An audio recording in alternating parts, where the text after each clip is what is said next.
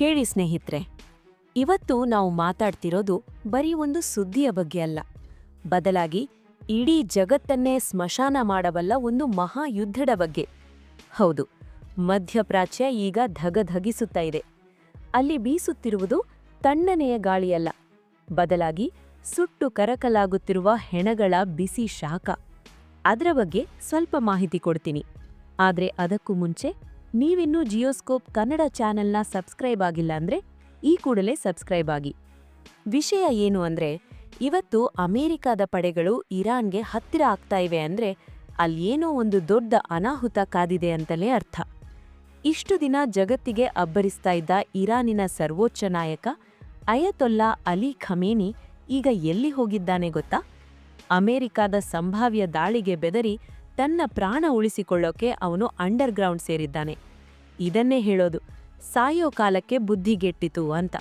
ಖಮೀನಿ bunker ಸೇರಿದ ತಕ್ಷಣ ಆಡಳಿತವನ್ನ ಆತನ ಮಗ ಮುಸ್ತಬಾ ಖಮೀನಿ ಕೈಗೆ ತಗೊಂಡಿದ್ದಾನೆ ಅನ್ನೋ ಮಾತು ಈಗ ಕೇಳಿಬರುತ್ತಿದೆ.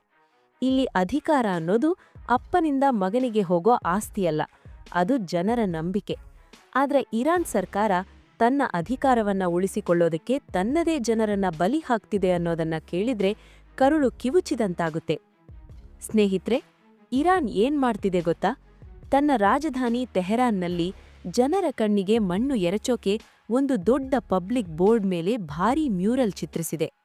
ಆ ಭಿತ್ತಿ ಚಿತ್ರದಲ್ಲಿ ಅಮೆರಿಕದ ಅಬ್ರಹಾಂ ಲಿಂಕನ್ ಯುದ್ಧ ನೌಕೆಯನ್ನ ಬರ್ಡ್ಸ್ ಐ ವ್ಯೂರಲ್ಲಿ ತೋರಿಸಿ ಅಲ್ಲಿರುವ ಯುದ್ಧ ವಿಮಾನಗಳು ಇದ್ದಲ್ಲೇ ಬ್ಲಾಸ್ಟ್ ಆಗ್ತಾ ಇರೋ ಹಾಗೆ ಅಮೆರಿಕದ ಸೈನಿಕರ ದೇಹಗಳು ರಕ್ತದ ಮಡುವಿನಲ್ಲಿ ಬಿದ್ದಿರುವಂತೆ ಚಿತ್ರಿಸಿದ್ದಾರೆ. ಅದನ್ನ ನೋಡಿದ್ರೆ ಸಮುದ್ರದ ನೀರು ಕೆಂಪಾಗಿರುವ ಹಾಗೆ ಕಾಣುತ್ತೆ.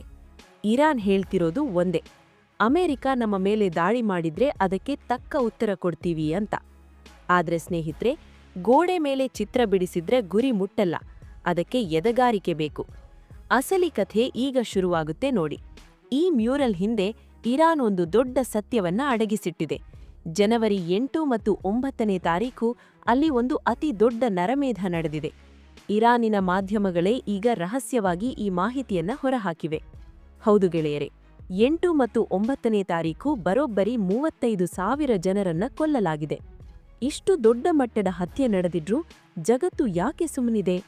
ಖಮೀನಿ ಸರ್ಕಾರ ಅಲ್ಲಿನ ನಾಗರಿಕ ಪ್ರತಿಭಟನೆಗಳನ್ನ ಹತ್ತಿಕ್ಕೋಕೆ ಟಿಯರ್ ಗ್ಯಾಸ್ ಅನ್ನ ವಿಪರೀತವಾಗಿ ಬಳಸಿದೆ. ಉಸಿರುಗಟ್ಟಿ ಸಾವಿರಾರು ಜನ ಸಾವನ್ನಪ್ಪಿದ್ದಾರೆ. ರಸ್ತೆಗಳ ಮೇಲೆ ಚೀಲಗಳಲ್ಲಿ ತುಂಬಿದ ಹೆಣಗಳ ವಿಡಿಯೋಗಳು ಎಕ್ಸ್ ಖಾತೆಗಳಲ್ಲಿ ಹರಿದಾಡುತ್ತಿವೆ. ಅದನ್ನ ನೋಡಿದ್ರೆ ಇರಾನ್ ಸರ್ಕಾರ ತನ್ನ ಜನರನ್ನೇ ಶತ್ರುಗಳಂತೆ ನೋಡುತ್ತಿದೆ ಅಂತ ಅನಿಸುತ್ತದೆ. ಇದನ್ನೇ ಹೇಳೋದು ಹಾವು ತಿಂದವನಿಗೆ ಹಾವಿನ ವಿಷವೇ ಮದ್ದು ಅನ್ನೋ ಹಾಗೆ ಇರಾನ್ ತನ್ನ ಕ್ರೌರ್ಯದಿಂದಲೇ ತನಗೆ ತಾನೇ ಗುಂಡಿ ತೋಡಿಕೊಳ್ಳುತ್ತಿದೆ. ಇತ್ತ ಅಮೆರಿಕ ಕೂಡ ಏನು ಸಾಧು ಸಂತರಲ್ಲ. ಇರಾನ್ ಮಾನವ ಹಕ್ಕುಗಳ ದಮನ ಮಾಡ್ತಿದೆ ಅನ್ನೋ ನೆಪವನ್ನ ಮುಂದಿಟ್ಟು ದಾಳಿ ಮಾಡಲು ತಯಾರಿ ನಡೆಸುತ್ತಿದೆ. ಡೊನಾಲ್ಡ್ ಟ್ರಂಪ್ ಅವರ ಆದೇಶದಂತೆ ಏಬ್ರಹಾಂ ಲಿಂಕನ್ ಸ್ಟ್ರೈಕ್ ಗ್ರೂಪ್ ಓಮನ್ ತೀರದ ಬಳಿ ನಿಂತಿದೆ. ಅಂದ್ರೆ ಯಾವುದೇ ಕ್ಷಣದಲ್ಲಿ ಇರಾನ್ ಮೇಲೆ ದಾಳಿಯಾಗಬಹುದು. ಇದಕ್ಕೆ ಪ್ರತಿಯಾಗಿ ಇರಾನ್ ಹೇಳ್ತಿದೆ, ನಾವು ಸ್ಟ್ರೈಟ್ ಆಫ್ ಹಾರ್ಮುಜ್ನ ಮುಚ್ಚಿಬಿಡ್ತೀವಿ ಅಂತ. ಗೆಳೆಯರೆ, ಈ ಸ್ಟ್ರೈಟ್ ಆಫ್ ಹಾರ್ಮುಜ್ ಬರೀ 33 ಕಿಲೋಮೀಟರ್ ಅಗಲ ಮಾತ್ರ.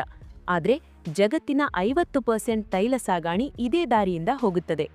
Saudi Arabia, Kuwait, Iraq, Qatar ಈ ಎಲ್ಲ ದೇಶಗಳ ತೈಲ ಇದೇ ಹಾದಿಯಲ್ಲೇ ಸಾಗಬೇಕು.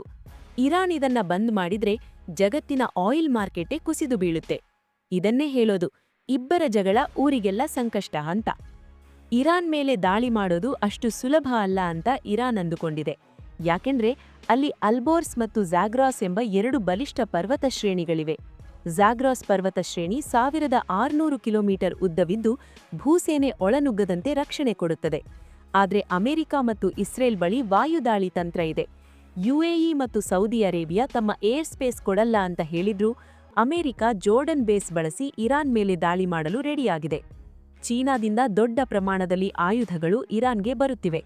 ವಿಮಾನ ಸಂಚಾರವೂ ಹೆಚ್ಚಾಗಿದೆ. ಪಾಕಿಸ್ತಾನ ಮಾತ್ರ ಡಬಲ್ ಗೇಮ್ ಆಡ್ತಿದೆ. ಸೇನಾ ಮುಖ್ಯಸ್ಥ ಅಮೆರಿಕ ಪರ, ರಕ್ಷಣಾ ಸಚಿವ ಖ್ವಾಜಾ ಆಸಿಫ್ ಇರಾನ್ ಪರ. ರಷ್ಯಾವನ್ನ ನಂಬೋದು ಕೂಡ ಕಷ್ಟ. ಯಾಕೆಂದ್ರೆ ರಷ್ಯಾ ತನ್ನ ಯುದ್ಧದಲ್ಲೇ 2.5 ವರ್ಷಗಳಿಂದ ಸುಸ್ತಾಗಿದೆ.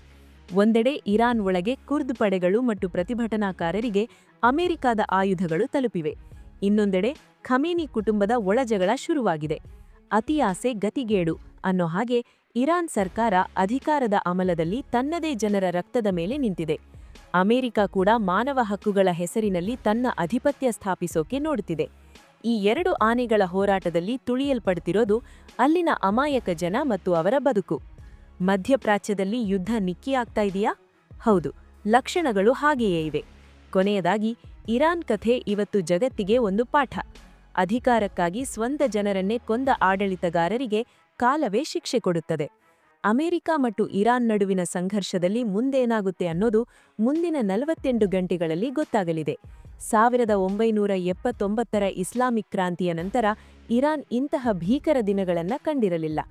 ಅಲಿ ಖಮೇನಿ ಅಂಡರ್ಗ್ರೌಂಡ್ ಹೋಗಬಹುದು, ಆದರೆ ಜನರ ಆಕ್ರೋಶದಿಂದ ತಪ್ಪಿಸಿಕೊಳ್ಳೋಕೆ ಸಾಧ್ಯವಿಲ್ಲ. ಇರಾನ್ ಸರ್ಕಾರ ಅಧಿಕಾರ ಉಳಿಸಿಕೊಳ್ಳೋದಕ್ಕೆ ತನ್ನದೇ ಜನರನ್ನ ಬಲಿ ಹಾಕ್ತಿದೆ ಅನ್ನೋದು ಈ ಇಡೀ ಸನ್ನಿವೇಶದ ಕಹಿ ಸತ್ಯ. ಅಮೆರಿಕ ದಾಳಿ ಮಾಡುತ್ತಾ ಅಥವಾ ಇರಾನ್ ತನ್ನ ಅಸ್ತಿತ್ವ ಉಳಿಸಿಕೊಳ್ಳುತ್ತಾ? ನಿಮ್ಮ ಅಭಿಪ್ರಾಯವನ್ನ ಕಮೆಂಟ್ ಬಾಕ್ಸ್ನಲ್ಲಿ ತಿಳಿಸಿ. ಮುಂದಿನ ಸಂಚಿಕೆಯಲ್ಲಿ ಮತ್ತಷ್ಟು ಮಾಹಿತಿಯೊಂದಿಗೆ ಭೇಟಿಯಾಗೋಣ. ಅಲ್ಲಿಯವರೆಗೂ ಜೈ ಹಿಂದ್, ಜೈ ಕರ್ನಾಟಕ.